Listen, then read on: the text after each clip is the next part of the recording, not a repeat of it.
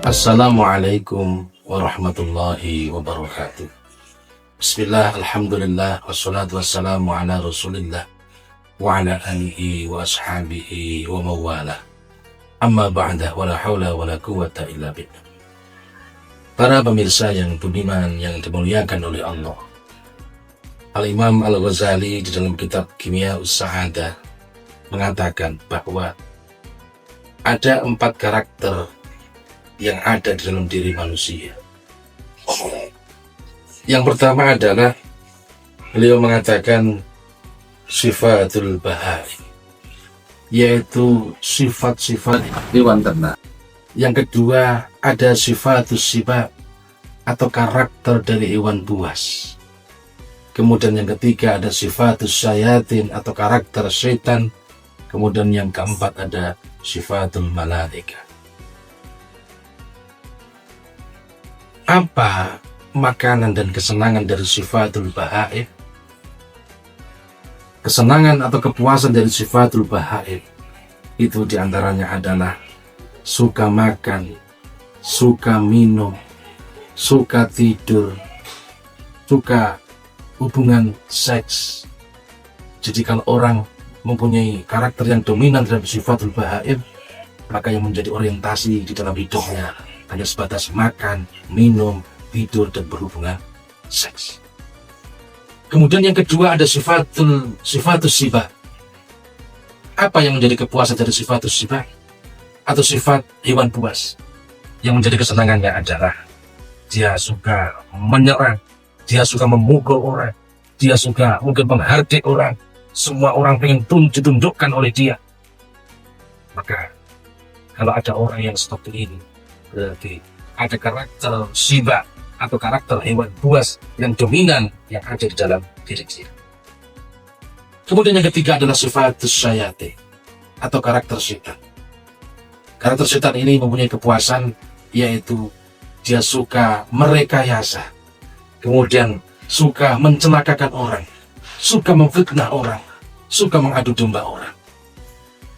Maka ketika ada orang yang kepuasannya itu adalah dia senang ketika ada orang lain celaka, kemudian senang ketika dia merekayasa orang sehingga orang lain itu rugi, maka berarti sifatus syayatin atau karakter setan itu dominan berada di dalam diri dia.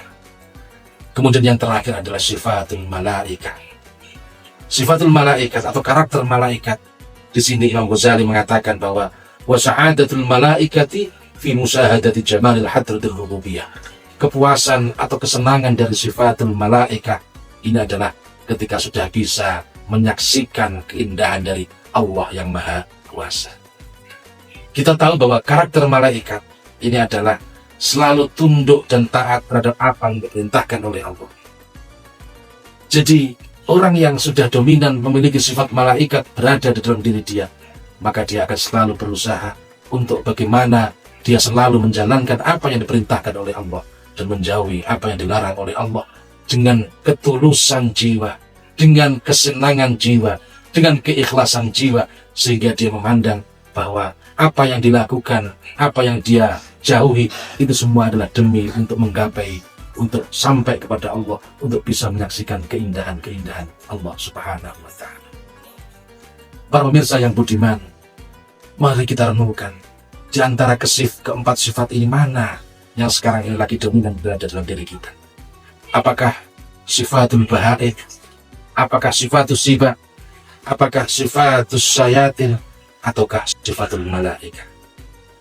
Untuk kita sampai kepada sifatul malaika, maka tentunya terlebih dahulu kita harus menundukkan sifatul bahaim, menundukkan sifatul sibah. Kemudian bahkan yang ketiga, kita bisa menghilangkan sifatus syayatin. Sifatul bahaim. Kenapa kita menundukkan, bukan mematikan atau menghilangkan? Ya, karena walau bagaimanapun sifatul bahaim itu tetap diperlukan kita sebagai manusia. Yang pertama adalah kesenangan dari sifatul bahaim tadi adalah makan. Kita sebagai makhluk hidup tentu masih membutuhkan makan. Tapi yang terpenting adalah bagaimana makan itu hanya sebatas makan, tapi itu bukan menjadi orientasi dari hidup kita. Ada yang mengatakan bukan hidup untuk makan, tapi makan untuk hidup. Sehingga ketika kita sudah bisa menjinakkan atau menundukkan sifatul bahaim, maka kita makan hanya sebatas untuk bisa hidup, kemudian minum juga sebatas untuk hidup, terus kemudian tidur hanya untuk menjaga kesehatan, kemudian hubungan suami istri hanya sebatas untuk meneruskan keturunan kita. Bukan itu yang menjadi orientasi hidup kita. Kemudian yang kedua, sifatus siba atau sifat hewan buas. Tetap ini kita butuhkan. Karena kita sebagai orang Islam, pada saat-saat tertentu kita juga dituntut untuk bagaimana kita punya keberanian untuk menghadapi musuh. Ketika agama kita ini mendapatkan ancaman dari orang lain atau mungkin dari luar, maka tentunya kita juga harus bangkit untuk membela agama kita. Ketika negara kita ini diganggu oleh orang lain, maka tentunya kita juga butuh keberanian untuk melawan musuh-musuh dari negara kita. Itu semua ada di dalam sifatul sifat. Kemudian sifatus sayatin. Kalau sifatus sayatin ini memang sudah harus dieliminasi sebisa mungkin, sekuat tenaga ini harus kita singkirkan dari dalam diri kita, karena tidak ada kebaikannya sama sekali sifat-sifat dari syaitan. Maka ketika kita sudah bisa menundukkan sifatul bahaim, kemudian sifatus sifat, dan menghilangkan sifatus sayatin, maka insya Allah yang tertinggal atau yang dominan di dalam diri kita ini adalah sifatul malaikat. Ketika sifatul malaikat ini sudah dominan berada dalam diri kita, maka pasti kita akan lebih mudah, kita akan lebih ringan di dalam menjalankan perintah-perintah Allah dan menjauhi larangan-larangannya Allah.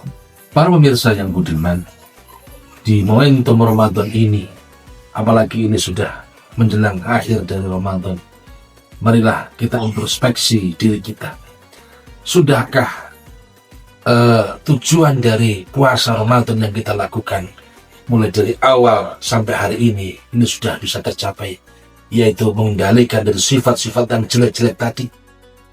Semoga kita selalu mendapatkan petunjuk dan pertolongan dari Allah Subhanahu wa Ta'ala untuk menjalankan semua perintah-perintahnya Allah dan menjauhi larangan-larangannya Allah.